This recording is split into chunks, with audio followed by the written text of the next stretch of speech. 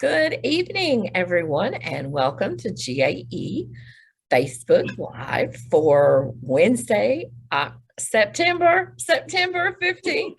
Almost trying to make us be in October already. It's not that late yet. I am Lisa Morgan. I'm a kindergarten teacher and president of the Georgia Association of Educators. And I'm Sharon Doe. I'm a high school physics teacher in Augusta, Georgia, and I'm the vice president for the Georgia Association of Educators. And our special guest this evening is one of our new GAE employees. He is a UniServe director, and he is going to be working with our aspiring educator program for those high school and college students who are interested in a career in education, joining us in the Georgia Association of Educators, and also our early career educators, those educators that are in that first 5 years of teaching. And Sharon and I, we remember what that was like, but for the support and assistance that those educators need, and that is Skylar Nunley.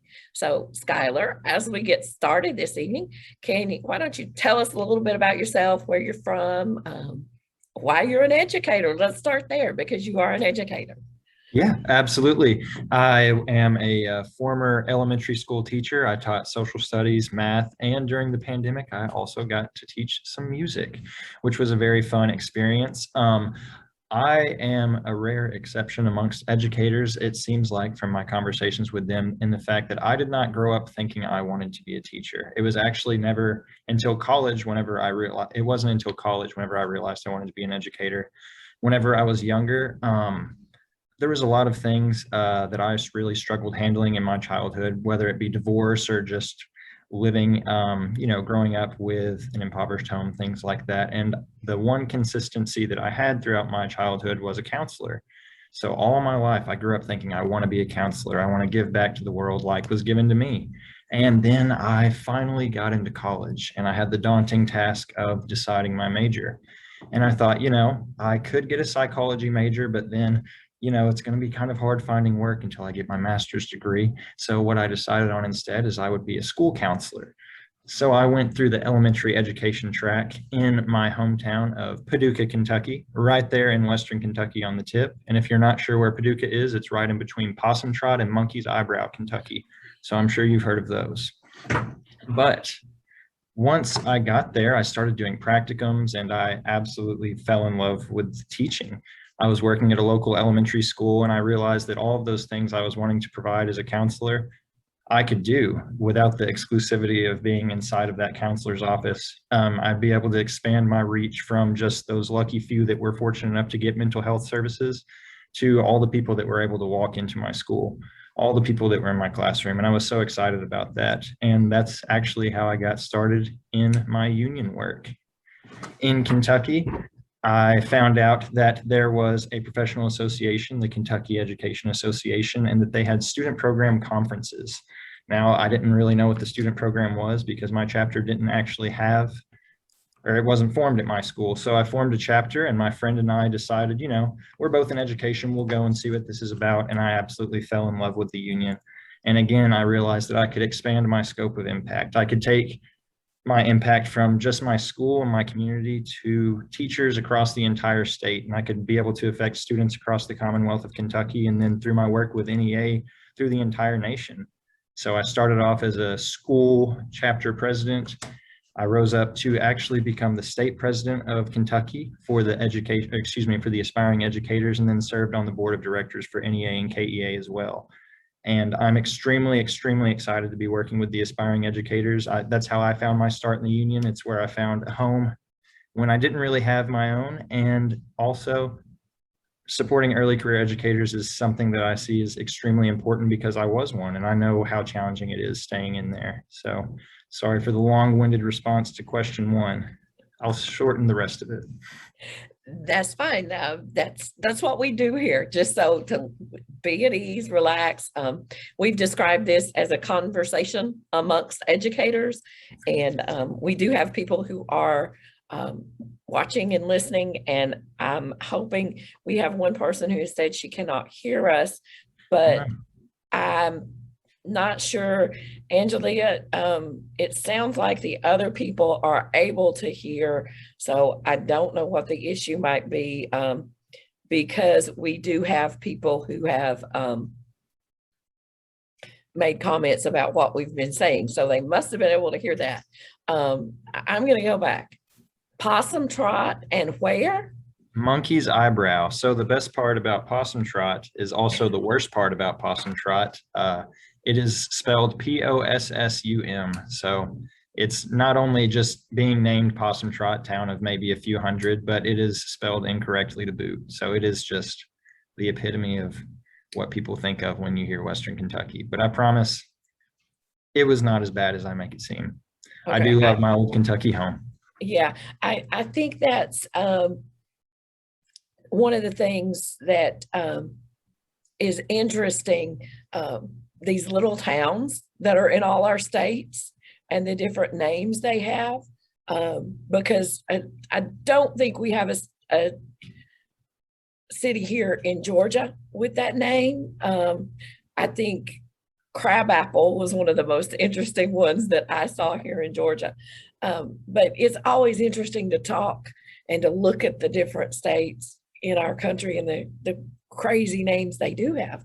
So as we're moving forward, I'm very, very excited that you are here. And I know Sharon and the rest of the board is excited to have somebody here to focus on our aspiring educators and our early career educators. I'll say it, I'll tell everybody, it's no secret. I know I had that day when I was in tears in my classroom after everyone had gone. And I know we had a custodian that would come and say, when we had early career educators in my school, he knew I would always be there late. And there were a couple of times that he would come in and be like, Miss Morgan, Miss Smith down the hall, you know, that new third grade teacher, she's in her room in tears. She's in there crying. Can you go help her? I can't help her, but somebody needs to help her. She's in her room crying. And this would be, you know, a couple of hours after school. We've all had that moment. So as you're thinking about how to help our career educators, what are those important things that we are going to be doing with our early career educators, besides helping them find that person that's still going to be there late in the afternoon that they can go talk to, so they don't have that feeling of being alone? Yeah, of course. So for the early career educators, like I said before, I was an early career educator. I know that there are thousands of struggles that can go along with that, but I also realize that the struggles are unique from state to state, from district to district, and from school to school. So one thing that I really want to focus on doing, and one thing that I want to start doing as soon as possible, is just making those contacts. I want to start listening to our early career educators. I want to find out what issues are important to you, because something that I struggled with, something that I dealt with well, isn't going to be the same thing for educators in Georgia. It's not even going to be the same for educators in my school. So I want to hear what those concerns are. And then same thing with the aspiring educator programs. I want to empower and I want to support them, and I want to find out ways that I can tackle their specific issues, because the whole point of our emphasis on the aspiring educators and the early career educators is to make sure that for aspiring educators, they feel prepared, as prepared as they can be, and ready to take on the challenge of the most important profession in our country. And for early career educators, it's to make sure that they realize, yes, this is hard. Yes, there's going to be things you don't know, but you also have an association of thousands of members across the state, millions across the nation, that are ready to help you, that are ready to lend their experience. So if that means that they want to work on student loan forgiveness, I want to find them those proper channels through NEA that we can support them. If classroom management is an issue, I want to find ways that we can get them proper trainings, that we can get them proper developments, that we can get them proper supports to find out what that is. So starting off, of course, I want to be doing surveys. I want to be getting information. And one way I'll be doing that is through our Rights at Night. I'll be communicating with early career educators that attend that event, as well as targeting specific early career educator teacher leaders and allowing them, empowering them to really take charge of the early career educator program, because nobody knows early career educators like early career educators. So that is the big focus right now, is identifying those key concerns, those key issues, and then providing whatever supports I can to ensure that their voices are heard and then also supported and acted upon. Well, Skylar, we welcome you to Team GAE. Welcome to Georgia. Thank you. Thank you. I'm excited to know that you will also be working with high school students. Can Yes. you tell me about that? Because I actually sponsor a club called Engage. It's embracing the next generation of awesome Georgia educators. And so maybe we can collaborate on that if you tell us a little bit more about what you have planned for the high school students. Yes, I would absolutely love to work with you. And part of that, I've only been here a week, so a lot of it is just identifying what things already exist, what things do not. So I'm more than happy to talk with you about that even after this and get that set up. But I just want to do a couple of things. One, I want to let them know that if this is something that they're interested in, that we are there as GAE to support them their entire way throughout college, throughout their career, and even throughout their retirement, and ensure that they know that, yes, this is a challenge. Yes, teaching is incredibly hard, and sometimes just getting into a teacher prep program and graduating can be extremely hard. But letting them know the resources and the supports that we have available, and pairing them, partnering them with other people that are going to be there for them. So if there's a high school, I want to start partnering them with aspiring educator programs at local colleges or even colleges across the state, because I want to make sure that these students stay in Georgia and support Georgia schools, because that's in the end what we're trying to do, is support our Georgia schools and support our Georgia students, and as well as pairing them with local excuse me, that coffee has dried my mouth out a little bit. I think pairing them with local active members as well to show them what it's really like teaching in their district and what ways they can do to prepare for that. So I hope that has answered your question. Oh, absolutely, absolutely. And I'll be happy to work with you on whatever you have for high school students. And we also have several local colleges in the area that they could possibly partner with. Absolutely. I'm very excited to get started with it. So one of the things that I think for our early career educators, and that's, you're starting those first 5 years. I'm tongue-tied tonight. I don't know what happened. One of the things, we've all heard the statistics. We've all heard the statistics. 50% of new educators leave in their first 5 years. And that's something we want to change, because we know those educators, as hard as it is to become a certified teacher, they didn't just do it because they thought, oh, that's something cool, maybe I'll be a teacher. They became an educator. There was a reason there. So we want to keep them. So we all hope that we will have our early career educators who are members join us. Reach out to Skylar, let him know where you are. Reach out to Sharon and I, so that we really can begin to provide that support and that encouragement and those things that they really need. One of the other things that, we're talking about the high school students. Middle school students are now making decisions about what their career is going to be and joining those clubs. So I'm going to begin the earlier we can get them, hopefully we can keep them. But, hopefully we will have educators who in the middle school and those students to bring them on to be that next group of educators.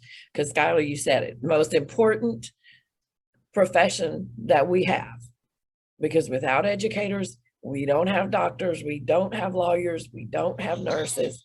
We have to have educators first.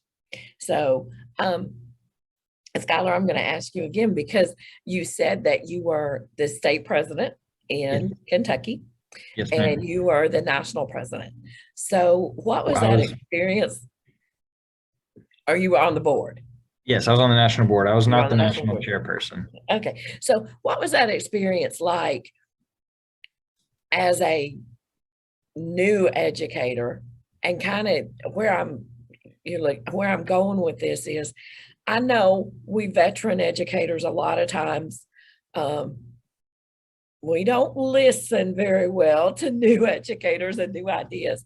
So what do you want us as veterans to hear that we can take back into our classrooms with those new educators that are sitting there? So you get to tell us what you always wanted the veteran educators to know as a new person.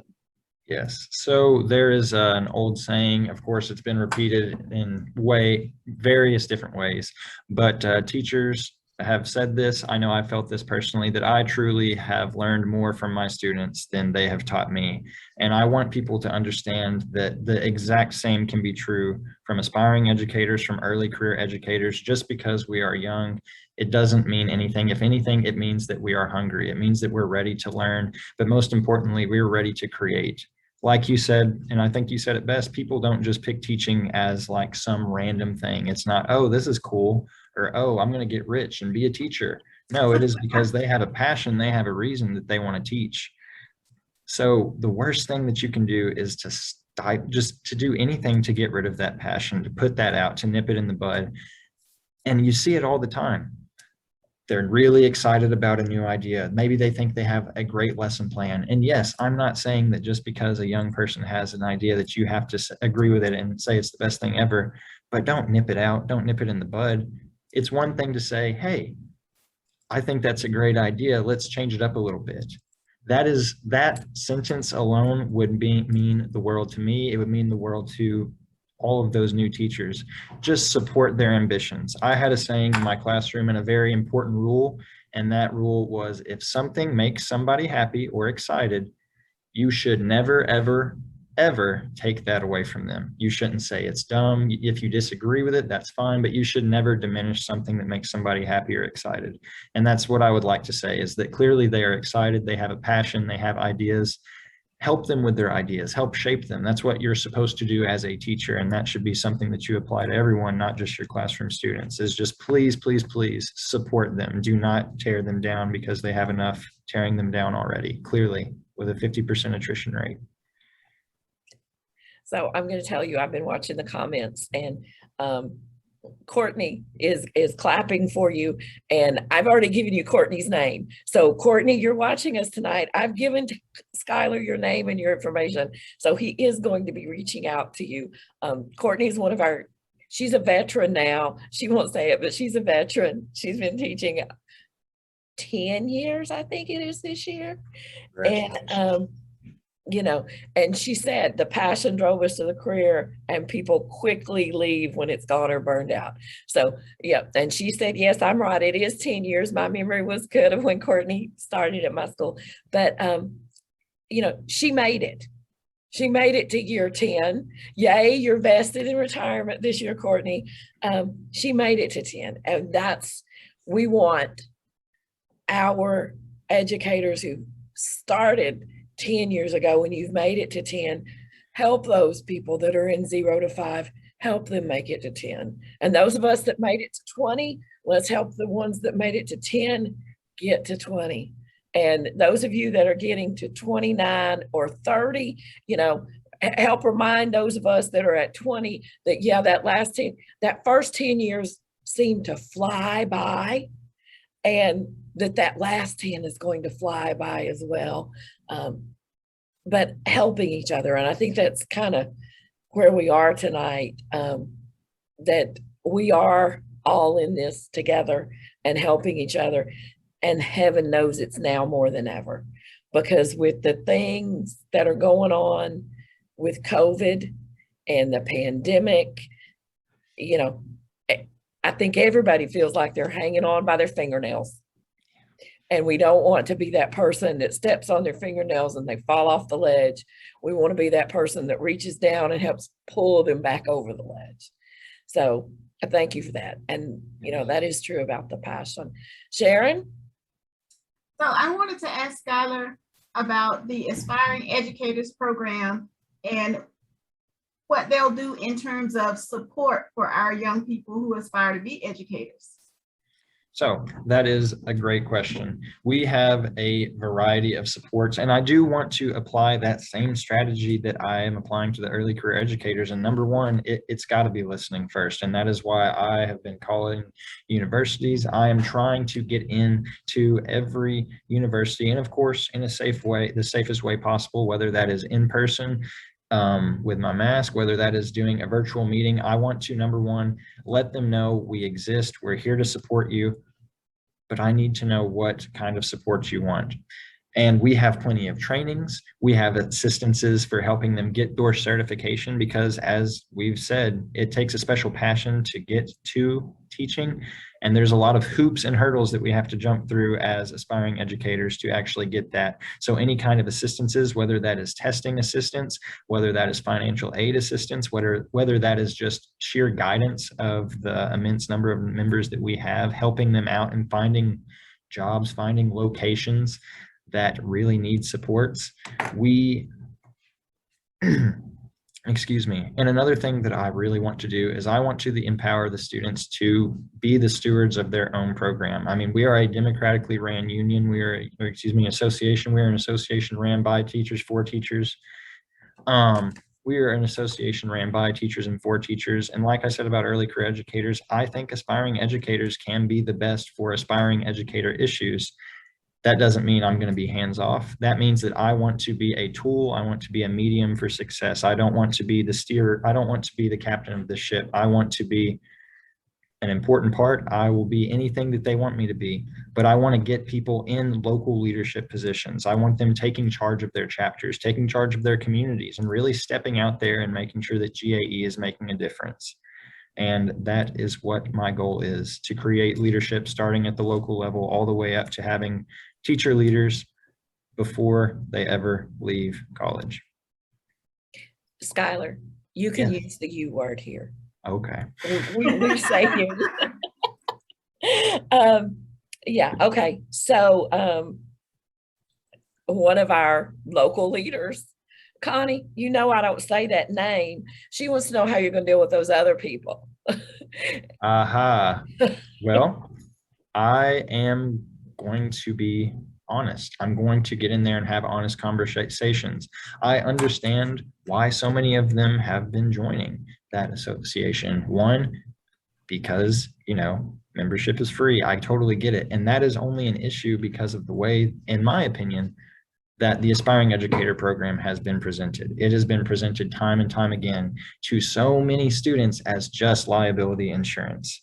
And of course, if you frame something as one thing and you see an option that is easier or more attainable, why would they not take that? That is our fault, and I accept that. And I'm trying to change the narrative of the aspiring educator program to show you it is not just liability insurance. That is just a small part of what we can offer. And I want to get active teachers into those schools with me. I want to get active staff. I want to get people in there showing, giving their testimonies, giving their stories of why it's helped. I want their fellow aspiring educators to be out doing those community service projects, to be out recruiting each other, telling them why it's so important. It can't just be me saying, this is important, guys, I promise. They really need to see why it's important. And I'm really hoping that once we get that local activism started up at each of those chapters, that they're going to see the importance in it. And they're going to see, yeah, it may be a little bit more, but it's worth it. You get what you pay for. And actually, thanks to some pretty generous donations, we may even be able to be offering some free student memberships to those people to get them in the door and get that activism started very quickly. And thank you to any of you generous donors that have assisted me with that. I've had a few people already step out and sponsor student members, aspiring educator members, and I'm more than appreciative for that. I know that it may not seem like a lot to donate, but it really is. I mean, it is a potential member that we're talking about. It is a potential educator. It is somebody that this could truly make the difference for them. Yeah. One of our people that's watching said, yes, I was a student with them in college. And then the cheat, when you get in the classroom, becomes you get what you pay for. Yep. And that is something throughout our association. And Skylar mentioned, we are working with the GAE Foundation so that you can donate for students, and they are asking for the information. And just as soon as we have the foundation board approve it and we have everything set up, we will certainly send that information to the in our newsletter. It won't be in the next one because that one's coming to y'all tomorrow as members, but it will be in the following one. And we will put the information in the chat on our next Facebook Live once we have everything to send to you. We're still working on getting it set up. You know, anytime we do something new, we got to make sure first that we're doing it legally, and then we got to make sure that we've got all the processes in place to make sure that we get it right. But we will be setting that up. So if you are a current educator and you want to sponsor 1 or 2 students, and we're kind of jumping the gun tonight, but we're going to be asking our board to all sponsor some this weekend. And I've already made my commitment that I will be sponsoring several students because they really are our students who are going to be coming up, and they are our future. You know, I hope one day, not horrendously far in the future, I am going to be able to retire. And I want that person who follows me into my classroom to be a GAE member who is just as passionate and cares for the students and is going to do a better job than I have done in the classroom. And the only way we get that is if we make it happen. So Skylar, what do you have planned in terms of ensuring diversity in the Aspiring Educators program? So minority teacher recruitment is something that NEA Aspiring Educators is absolutely making as one of its core tenets. It's labeled under, I mean, really all of them, between educator quality, community engagement, political action, social justice. Those are the 4 pillars. Every single one of those aspects screams out that this is something important. Educator quality. It is so important that we have students that have teachers that look like them, that they can see a positive role model in their school, whether that be through gender, race, orientation, anything at all. We need to have diverse teachers because we have diverse students so that we can give them diverse perspectives. Community engagement, we need to be getting out into our locals and showing kids that this is something that is attainable for anybody. I mean, they look up to their teachers. I was an elementary school teacher myself, so especially you elementary school teachers, I promise you, no matter how they act, most of them think you all are the coolest people, or maybe that was just me, but I'm just kidding. I'm sure they think that about you too. But showing them that this is an option, political action, I mean, making sure that they understand how important in a time like this, when there is so much division, and especially over issues of diversity, that we can fix that by showing that diversity is a beautiful thing. And we can start that by doing it through education. And of course, social justice, just advocating, like I said before, that we have a diverse, oh my Lord, diverse staff to show up for our diverse students. So that is absolutely something that we can do. I know in many states and on the Aspiring Educators national organization that they actually have an explicit position on the board for minority teacher recruitment, and they even host conferences specifically for that. And I think that that is absolutely something we could add to our state executive board and absolutely send people to those minority leadership conferences.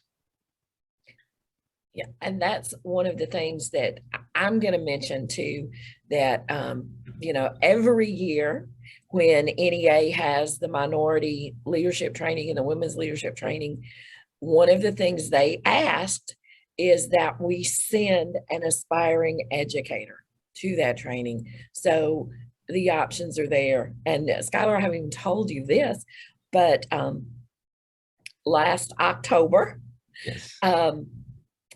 The Senate Education Committee did hold hearings, and it is something that even our state legislature is looking at, recruiting and retaining and having in our classrooms diverse educators.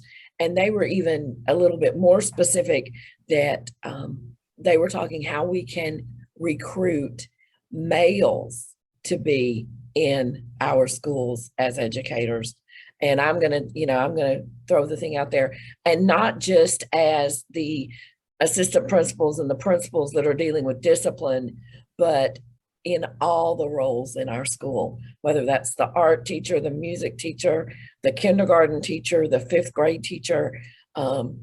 So, you know, that you're right. So our young students can see them in the teachers in their building. You know, I think back to my class and the fact that in my school, you know, there was a adult restroom and there was a men's room and a women's room on our hall, and there were no males on the hall. So, you know what we did as teachers, you know, but you know, there were so few males in the building that, you know, we didn't really say we needed those restrooms, and we want those voices in our classrooms as well. Whenever I taught just these last 4 years, it was myself, the custodian, and our principal. We were the only males in the building, well, that were working and not children. Yeah. Yeah. And so that is something that, you know, we want to be able to do to recruit and retain. And I'm going to put that plug in there again, to retain them in the classroom. Yeah, well, we've all been guilty of that when, you know, you assume a principal that it's going to be a male. So, Skylar, with all of the obstacles and challenges that educators face nowadays, how would you motivate or inspire someone who may be losing their motivation to become an educator to go ahead and decide to become an educator? What would you say to that person? How would you motivate them?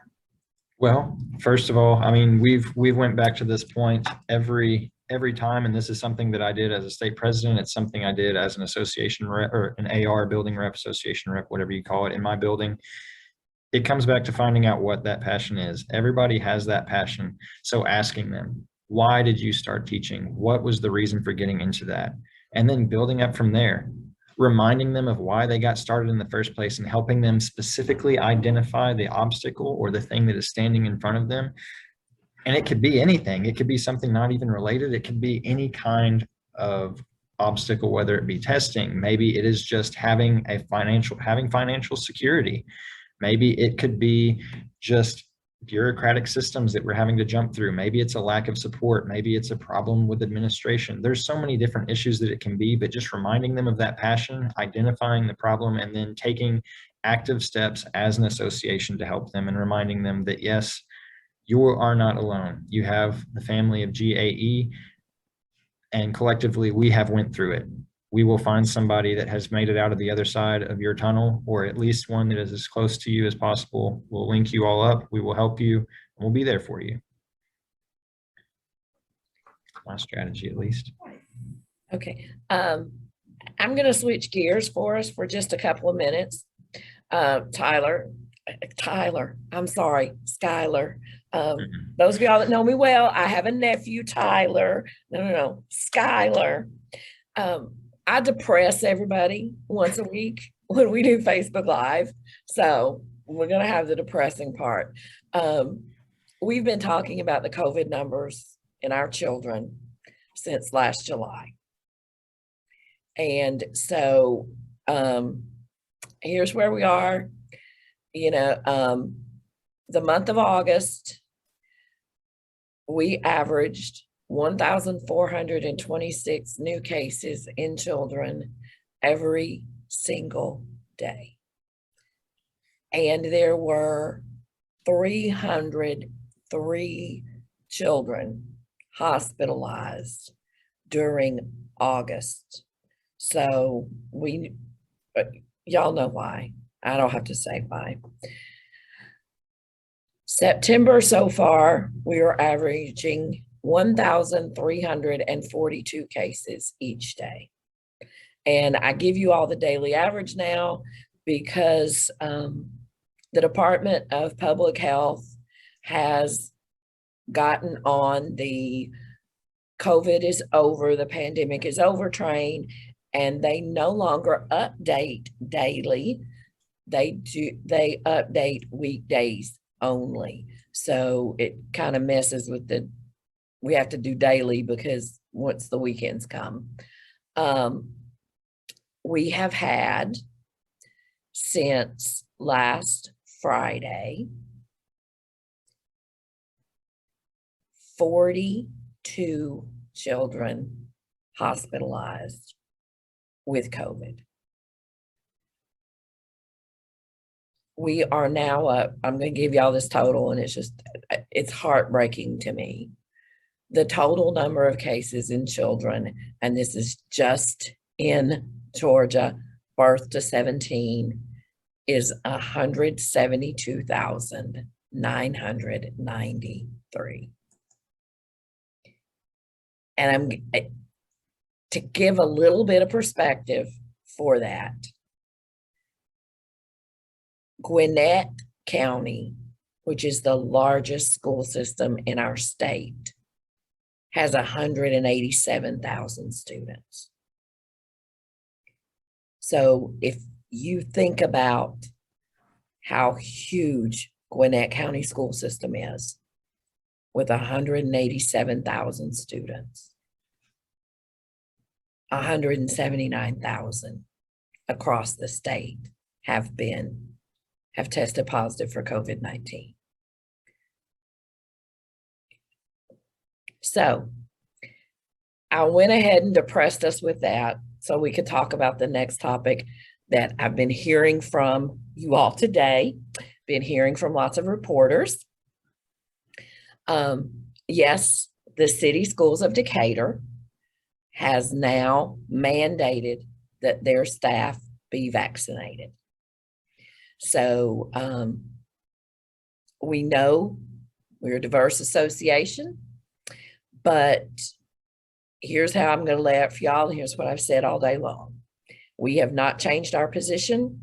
Our position is that our school systems should follow the guidance of the public health experts. We are educators, and we are the experts about what happens in our classrooms, on our buses, in our cafeterias, on our sports fields. That's where we are the experts. We are not the experts in public health. The CDC are the experts in public health. And the CDC recommendations, the very first thing it says is that the guidance is given so that we can remain having in-person instruction. And we all know that's what everybody wants. We all want to be in the classrooms with students. And in order to do that, we have to wear our masks.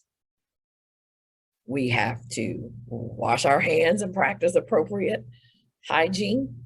We have to increase ventilation. We have to stay home when we're sick. And the guidance, this very second thing on the page, is that we should be vaccinated if we are eligible for the vaccination. So the CDC has been saying this all along.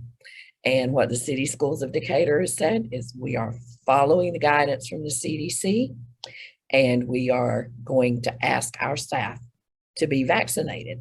And they are also saying that they are considering, if you are not vaccinated, that you will be tested regularly on a scheduled basis, and that they will consider those people who have a disability that precludes vaccination. So they are following the expert guidance, and they are doing what we all want to happen, and that is keep our students in the classroom and be in the classroom with our students, and do it in such a way that their physical, social, emotional, and academic well-being is protected. And the other thing I will say before I jump off my soapbox and we say something and we talk about something else, you all saw, I know you did, that there have been 24 educators in Georgia who have passed away since the school year started. 24 educators. Think of how many students that has impacted.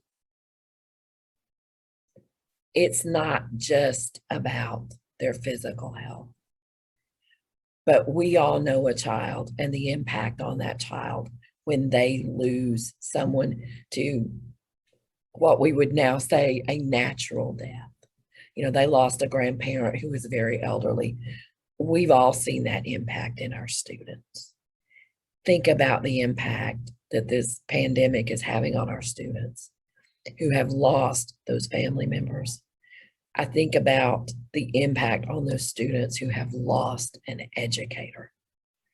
That teacher, you know, that middle school teacher may have been the reason that some of those students were going to class every day. We all know that educators have that with their children. And there's a student somewhere who no longer has that person. That was their person that believed in them and that was helping them to have a different future. So we really have to take this beyond the political that it's being made to be. And number one, what's best for our students, what's best for our colleagues, and what's best for our future of public education. And that is not losing our students and our colleagues. So I'm through. I'm off my soapbox. So Sharon, I know you've got something happy to tell us. Well, I was going to take it to a lighter note. Yes. Skylar's been with us for a little over a week now, and I was going to ask him what his best day has been since he's gotten here, since he's joined Team GAE. My best day. Well, I've had a lot of really good days. I really haven't had a bad day. I think one of these days was a bit biased because of outside things outside of GAE, but I'll explain. It was a very good GAE day as well.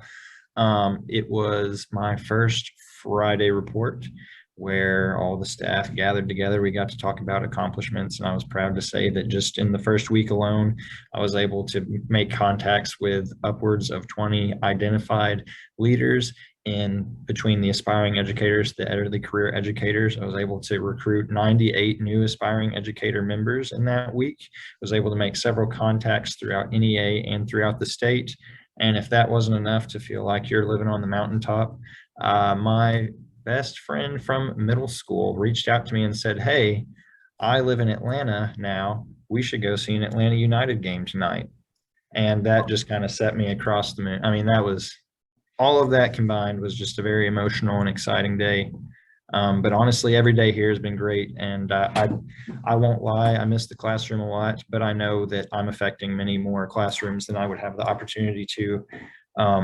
Inside that one, I'm able to support teachers that have similar dreams to me, that had similar aspirations to me. And it really has been great getting to work here with a bunch of great staff, a bunch of great just members in general. So I'm excited for the rest of it. And I'm excited to start meeting some new exciting early career educators and aspiring educators and higher education members too. Just so you know, Connie Jackson is the local president in Cobb, and she is inviting you to come see her in Cobb. That sounds great. So I know that you've been settling in here. We talked earlier about that you're from Western Kentucky. So are you experiencing culture shock yet? Or are you still all excited? I think all the culture shock has been very positive. So I'm from Paducah, Kentucky. And then I went to teach in Murray, which both are relatively small, around 15 to 20,000 people on a good day when college is in session. My previous apartment was out in a cornfield in Western Kentucky, and now I'm currently living in Midtown Atlanta. So it is quite a different experience. But I truly have, I've loved the state so far. I've loved my city. I've loved my job. I love coming here to Tucker or I don't know, I've been really happy with it. I miss my old Kentucky home, but Georgia has been a great second home so far. And I'm really hoping it stays this way. Yes. So one other thing I need to jump in, this isn't depressing, but I need to let, because we do have some members watching. I did mention earlier that the newsletter will go out tomorrow. And so look for that newsletter because we do have some different information in there specifically for our members. And we also need to mention, Skylar mentioned Rights at Night and that he's going to be talking with our people through there. Our next Rights at Night is next Tuesday, right? Let me make sure I'm giving you the right date. And I will put the link for you to register in the chat. But our next Rights at Night is going to be something that Tyler's really going to be working. I did it again. I'm so sorry. Skylar is really going to be working with our early career educators, and that is Teacher Keys, TEKS. Our evaluation program here. And that is something that particularly when you're just beginning navigating the evaluation system and the bells and the whistles and the hoops you have to jump through is something that is can be daunting. But that is our next Rights at Night. And it is going to be Teacher Keys. And we are going to share with you in our Rights at Night setting, because that is for our members, some information about what's going to happen this year with Teacher Keys. And then we're going to share information to help you, not just for this year, but for next year, so you are ready when it counts again. Okay, so Teacher Keys, once again, this year, already said, it doesn't count. So I hope that will reduce the stress level for some, especially for our early career educators. Your favorite thing in the world, right, Sharon? You know it. Well, I want to give Connie Jackson a shout out for inviting Skylar down. And I want Skylar to tell us, what can the members in general do to help you in your job as aspiring educator, the person of contact? Yes, so there's quite a few things that they can do. I know that Miss Morgan did mention donating to the foundation. It does not have to be a financial thing, though. A lot of people think, oh, aspiring educators, they just want me to toss some money at them. No, it is not just a financial obligation. I mean, we are an association. Yes, they're a different membership class, but we can all work together. And one great way to get them recruited, one great way to get them involved is by showing them that you as an active teacher are involved, that you as an active teacher have value in GAE. So just partnering with those colleges, inviting those college members to your board meetings, inviting them to any kind of events that you all have, just letting them know that you want to be a part of it.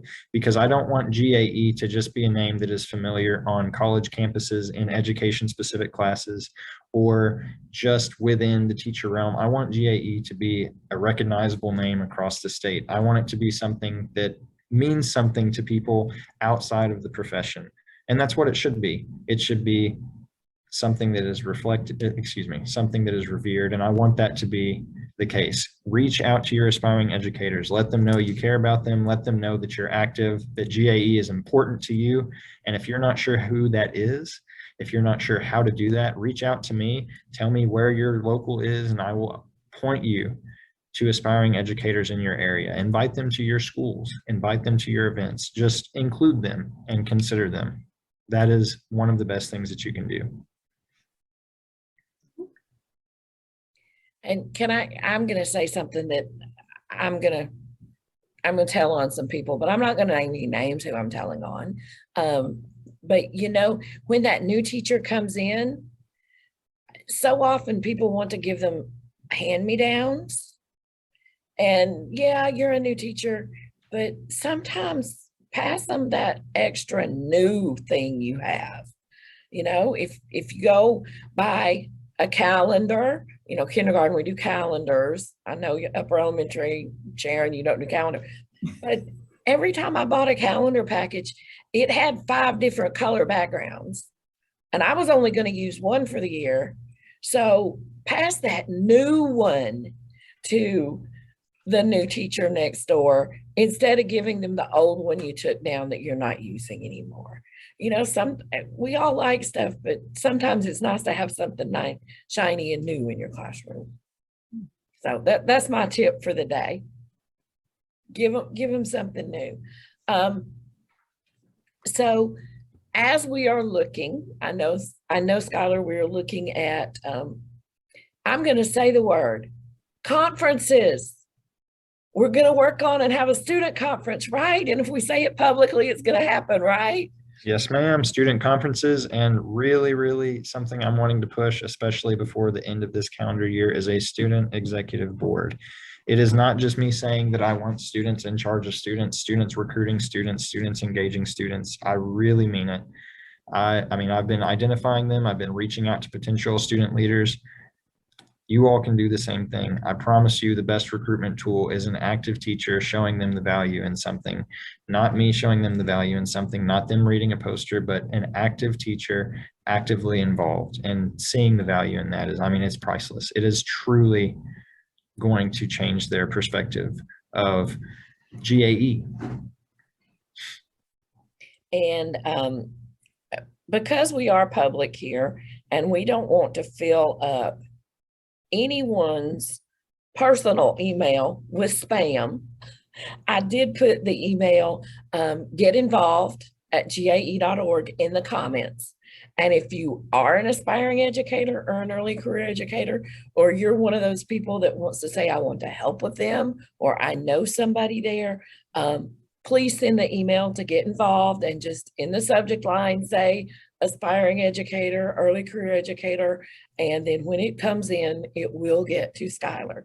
We're not going to fill your email box with spam, Skylar, because you probably don't have the level of spam started since it's a new email yet, and we don't want to help it get there.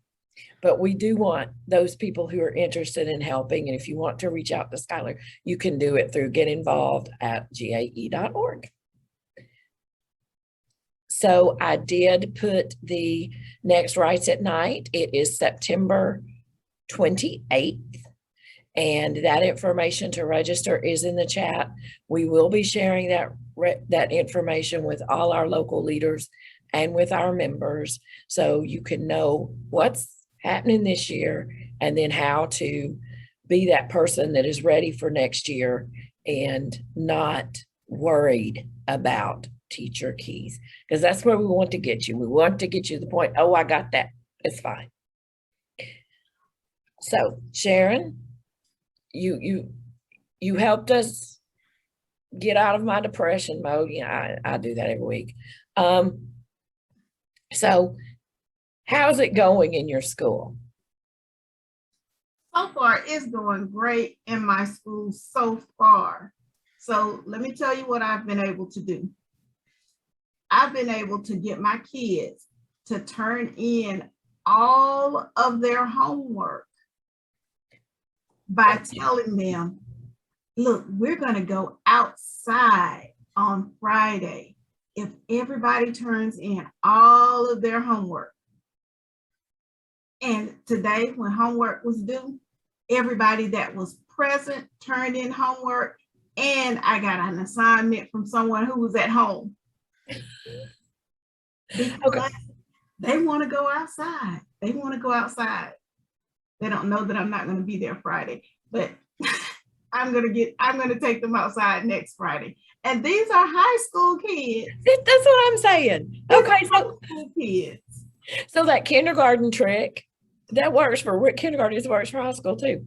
Okay, we have gotten a question, and Skylar, you may not know about this, but you'll learn with us tonight.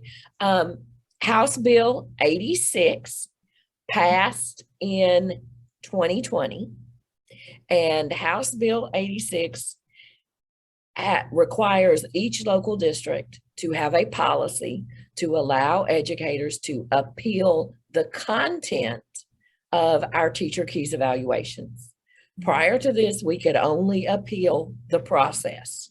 So if they didn't follow the timelines, et cetera, we could appeal that, but we could not appeal the actual content of the evaluation.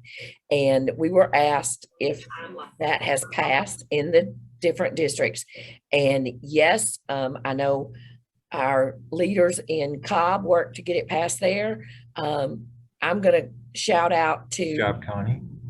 Clark County, one of our local leaders there, who's actually our legislative chair for GAE. Clark County passed the language that GAE recommended for the appeal.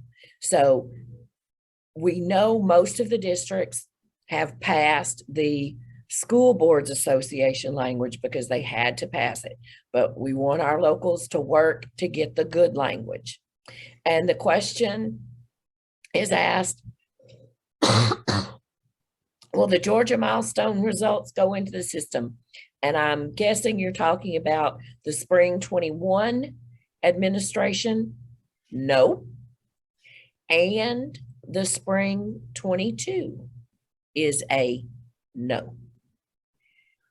So once again this year, as last year, they are not collecting the data. They will not be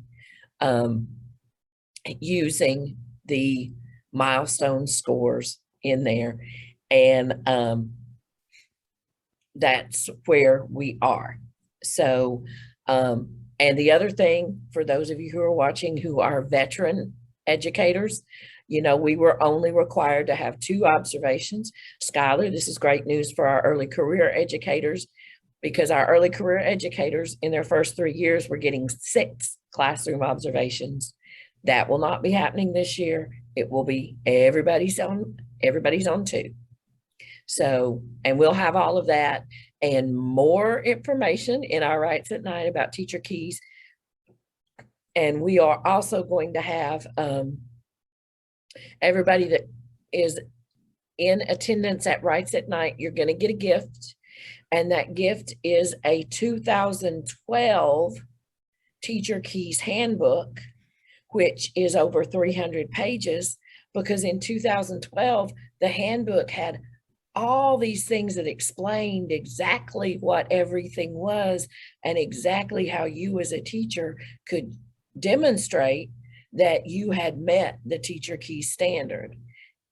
They took that out and now the handbook's like 30 pages. So that's where we are. And I have somebody saying that they have folks that are being said they're still doing that. If it's an individual, sounds like it is, have them contact their UniServe director. And I will put, if you don't know who your UniServe director is, if you go to the GAE website, because I'm not going to put this here because I don't want to inundate our UDs with emails and phone calls from people that may not be members. If you are a member, go to our staff contacts and you can access the members only side of the page. And there's where you can access the map and the phone numbers to find out exactly who your UniServe director is if you do not know. Y'all, an hour has flown by. It has. I was nervous about it. This hour flies. So Sharon, close us out with a great thought for next week. And we will see you back for Rights at Night, September 28th. And our next Facebook Live, and I'm looking at date, will be October 6th. All right. Well, I have something that is quite hopeful. We have GAE moving forward. We have new employees. We have them doing new things. And so we're very hopeful about the future. And it seems like our tide is rising. If you know, our president likes to say roll tide. Mm-hmm. And so I'll leave you with this saying, a rising tide floats all boats. That's all educators, whether we're in the classroom, whether we're in the front office, on the school bus, in the lunchroom, a rising tide floats all boats. So when GAE's tide is rising, all of our tides are rising. Great, thank you. Thank you for joining us this evening, Skylar. And we will see you all October 6th, the first Wednesday. We're doing Facebook Live the first and third Wednesdays. And we will see you September 28th for Rights at Night. Good night, everybody. Good night. Thanks for having me, y'all.